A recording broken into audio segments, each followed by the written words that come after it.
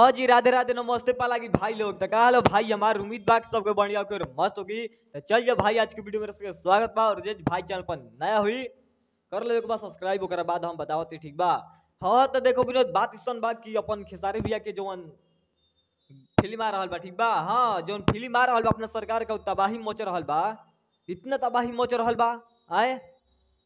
और वही dance movie का ठीक है, अभी तो ट्रीजर है विनोद, अभी तो ट्रेलर बाकी है और फिल्म बाकी है। हाँ अभी ट्रेलर और फिल्म बाकी है, माने ट्रीजर में इतना तबाही मचा रहे हैं सरकार। हाँ तो सबसे बड़ी बात तो ये बा विनोद की अपन खेसारी भैया जो डांस मूवी का है ट्रीजर, उसको बातें अब छोड़ दो ठीक है। और गाना आ रहा है, हाँ अपन सरकार का पहला गाना आ रहा है डांस मूवी का, बहुत जल्द भाई, बहुत जल्द। हाँ तैयार हो जाओ सब लोग ठीक है।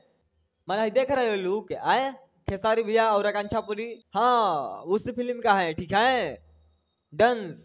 उस फिल्म में ये वाला गाना है, बाकी बहुत जल्द मतलब आएगा, बहुत जल्द। हाँ डांस मैंने इतना पोस्टर अच्छा आए, आकांक्षा पुरी और खेसारी भैया एक साथ में, और फिर से वही तबाही मचाएंगे। अब बताओ विनोद, वही तबाही होगा फिर से, सब लोग फिर से डिप्रेशन में चल जाएगा। हाँ जितना विरोधिया है सब डिप्रेशन में चल जाएगा विनोद। और जे भाई वीडियो देख रहा बा शेयर दबा कर दे ठीक बा, और लाइक कर दो जा बस। ओकरा बाद तो जौन हुई तो हुईबे करी ठीक बा।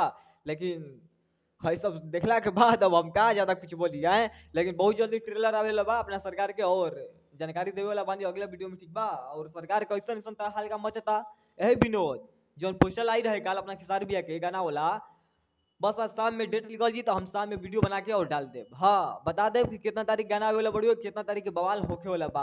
हाँ विनोद बाकी चलता नहीं भाई, मिलो फिर नेक्स्ट वीडियो में और लेकिन कुछ अलग ना जाए ठीक बा। बाकी चलता नहीं, प्यार से बात मोहब्बत करते हैं जब भाई हमारे ऐसा वीडियो रोज बना के लेके आवत रहे ठीक बा। चलता नहीं भाई, पालागी नमस्ते।